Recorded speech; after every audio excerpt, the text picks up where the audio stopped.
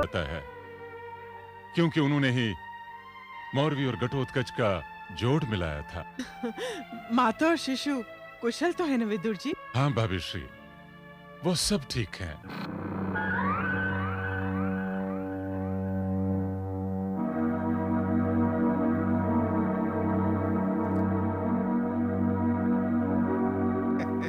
प्रणाम महाराज।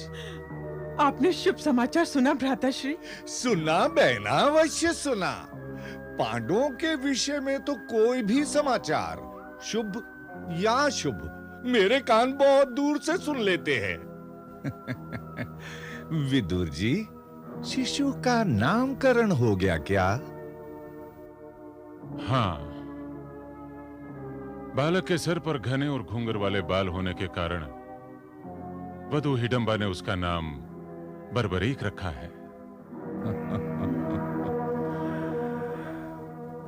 बर्बरीक, हमारी सूची में एक और नाम बढ़ गया है।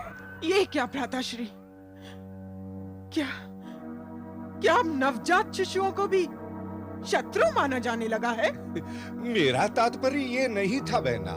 मैं तो ये कहना चाहता था कि कुरु वंश में एक और सदस्य की वृद्धि हो गई है। कितना शुभ समाचार है। अवश्य है। मेरा तो जी चाहता है कि मैं अब भी जाकर उसे देखाऊं। तुम बड़ी भावुक हो बहना। अपनी भावुकता में ये भी भूल गई हो कि अपनी इच्छा से तुम अपने पति देव के नेत्रहीनता की भागीदारनी बनी हो। तुम तो उस शिशु को देख भी नहीं सकती। देख नहीं सकती तो क्या हुआ? आर्यपुत्र, आर्यपुत्र, मैं उसे छू तो सकती हूँ ना? गुलेल तो सुन सकती हूँ उसकी। गोद में उठाकर चूम तो सकती हूँ ना उसे। मैं तुम्हारी ममता भावना को समझ रहा हूं गांधारी, किंतु परिस्थितियां हम सबको ऐसे मोड़ पर ले आई हैं कि तुम वहां नहीं जा सकते। अरे पुत्र। विदुर, पुत्र भीम तो इस समय अपने परिवार के साथ ही होगा ना?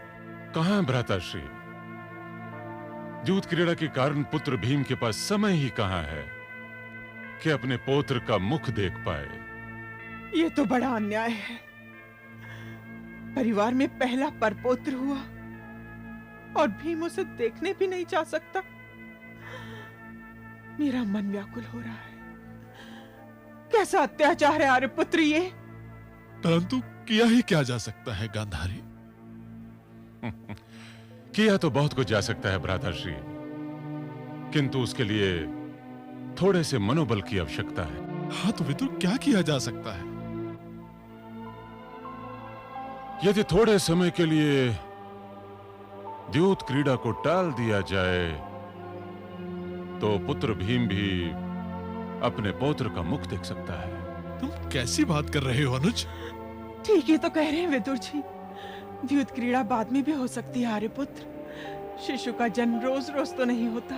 तुम लोग सदैव ही उल्टी बात करते हो। द्यूत क्रीड़ा कैसे टल सकती है? पुत्र दुर्योधन तो उसका समय भी निश्चित कर चुका है। तो क्या हुआ?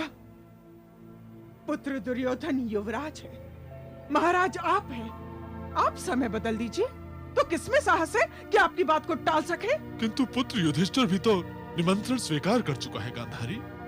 वो क्षत्रिय परंपरा को तोड़ने के लिए कदापि तैयार नहीं होगा। परंपरा, परंपरा, परंपरा, क्या क्या ही परंपराएं तोड़ी नहीं जा सकती?